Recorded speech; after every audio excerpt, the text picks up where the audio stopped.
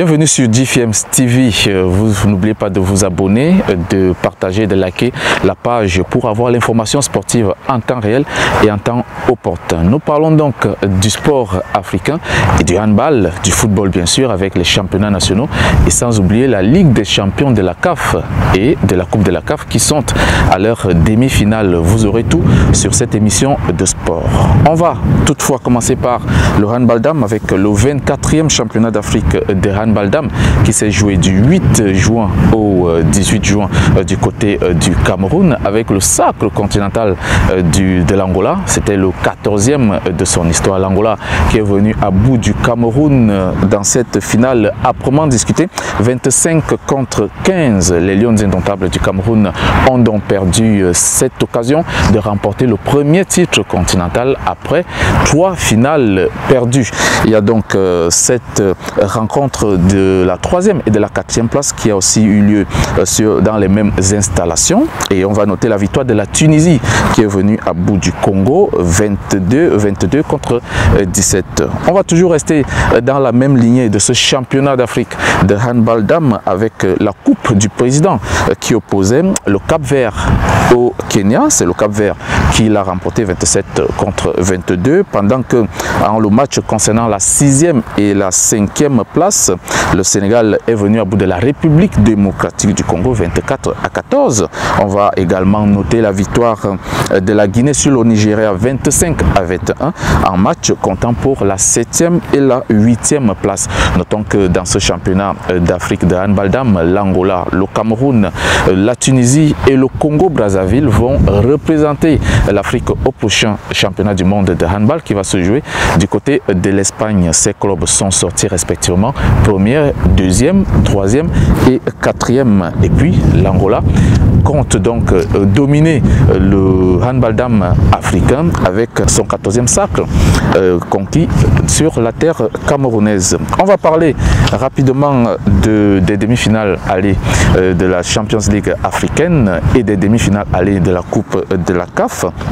Commençons par cette Ligue des champions qui a vu 2 matchs très importants se jouer ce week-end. D'abord la défaite surprise, la surprise défaite du Wydad Athletic Club face au Kaiserslautern de l'Afrique du Sud, 1-0 grâce à une réalisation de l'attaquant serbe Samir Nurkovic. Le match retour à Soweto s'annonce extrêmement difficile pour le leader de la Botola 1. Et puis dans l'autre rencontre, Al Ahly d'Égypte, le tenant du titre et le recordman des victoires en Ligue des champions de la CAF, est allé battre l'Espérance de Tunis 1-0. Les hommes du coach sud-africain Pitso Mosimane ont ainsi réalisé un sacré rêve, celui de défendre leur couronne en finale dans quelques jours. Notons que le but de Al Ahly a été marqué par Mohamed Cherif. On va évoquer le sujet de la Coupe de la CAF qui joue aussi également ses demi-finales allées avec cette victoire de l'équipe de la jeunesse sportive Kabylie 1-0 et puis ce match nul 0 but partout entre le Raja de Casablanca et l'équipe de Pyramide du Caire. Notons que le Raja de Casablanca n'est pas à l'abri d'une élimination parce que le 0-0 acquis à l'extérieur ne garantit pas la qualification. L'équipe de Pyramide peut évidemment marquer un but à Casablanca dans une semaine et pourquoi pas détourner les pronostics. Il faut donc rester concentré pour Ben Malango, l'attaquant vedette de cette équipe du Raja et ses coéquipiers pour mieux gérer la manche retour dimanche prochain du côté de Casablanca. Parlons donc aussi de cette rencontre entre Coton Sport de Garoua et l'équipe algérienne de JS Kabylie. La JS Kabylie qui réalise une très belle opération grâce à cette victoire 2-1 sur le terrain de Coton Sport de Garoua à Yaoundé avec les réalisations de Ahmed Karoum à la 45e minute et puis Pierre Etamengombe qui a inscrit le but contre son camp, c'était à la 62e minute. Le but Coton Sport de Garoua a été inscrit par l'incontournable Lambert Arina l'actuel meilleur buteur de la compétition avec déjà 7 buts à son compteur. Le match retour sera certes difficile pour les Camerounais qui doivent gagner par 2 buts d'écart pour se qualifier dans une autre finale de leur histoire, mais attention à ne pas tomber dans la suffisance côté algérien. On va parler cette fois-ci des championnats locaux de l'Afrique et on va commencer par la Gambie qui est à sa 20e journée, le championnat gambien qui est à sa 20e journée. Le leader AS Fortune va donc affronter jeudi prochain Talainding United et puis Wa Banjul sera opposé à Elite United.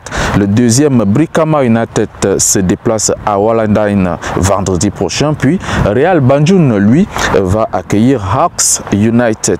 Si Fortune est donc leader de ce championnat avec 42 points, 3 équipes se disputent la deuxième place avec 32 points. Notons que ces équipes sont Elite United, Brikama United et Real Banjul. Il y a également ce problème du bas du tableau avec Gamtel FC et Bika Milan qui sont derniers de ce championnat avec 16 points et sont donc peu à peu en train de compliquer leur situation sur ce qui concerne le maintien dans ce championnat gambien de première division. Quittons la Gambie pour faire un tour du côté du Nigeria avec la première ligue nigériane qui est rendue à la 28e journée et le classement qui donne donc Aqua United comme leader avec ses 53 points. Le deuxième Nasarawa et Kano Pia ont donc 49 points et comptent rapidement recoller cet écart face à leurs prochains adversaires. Et si on faisait un tour au bas du tableau pour voir comment est-ce que les choses se passent de ce côté-là, on va noter que Efeanu Uba 28 points, Sunshine Star 27 points, Wari Wolves 27 points et Adamawa United 19 points sont en ce moment en position de relégable. La prochaine journée, c'est donc pour le week-end prochain et ces équipes doivent rapidement retrouver leur meilleur niveau pour espérer se maintenir. On va s'envoler vers la Tanzanie avec le championnat qui est à sa 31e journée et Simba Sport Club garde sa première place avec 73 points, suivi de Young African Sport 67 points et Azam FC 3e avec 64 points. À 3 journées donc de la fin de la première ligue tanzanienne de football, Simba Sport se rapproche peu à peu du titre. La meilleure équipe de Tanzanie compte donc ainsi prendre cette place de leader jusqu'à la fin et représenter le pays à la prochaine Ligue des champions africaine. On va quand même noter que l'équipe de Gwambina FC 17e avec 31 points, puis Moadu FC 18e avec 19 points sont plus que jamais proches de la relégation et peuvent, n'est-ce pas, si les choses se passent mal, dire au revoir à la première ligue tanzanienne.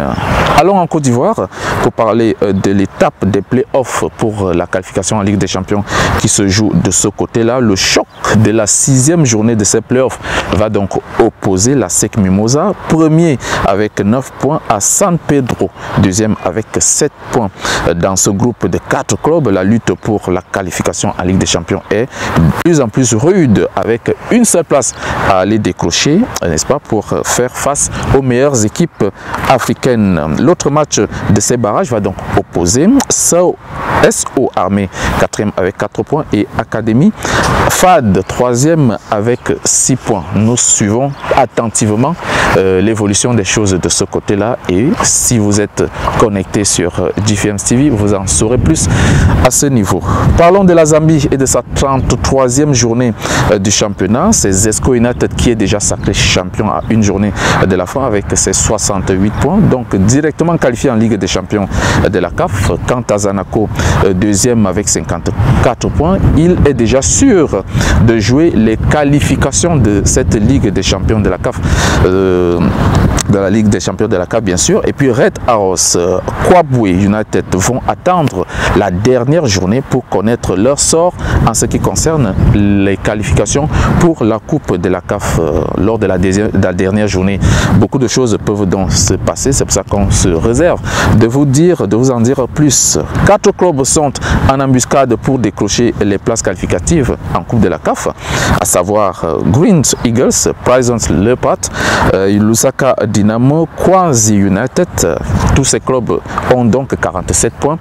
À leur compteur, Young Greens Eagles 13e avec 42 points, Ndeni United 14e avec 41 points et Nkana FC 15e avec 41 points vont attendre la 34e et dernière journée pour connaître leur sort en ce qui concerne la descente bien sûr, pendant que Kitwe United 20 points, Lumwana Radiant 33 points et Napstar 36 points sont relégables et peuvent donc jouer en division inférieure la saison prochaine. Le rendez-vous est pris pour le week-end prochain pour terminer la saison de ce côté-là. Vous êtes sur GFM TV, c'était l'information sportive de la semaine pour vous faire plaisir, chers abonnés.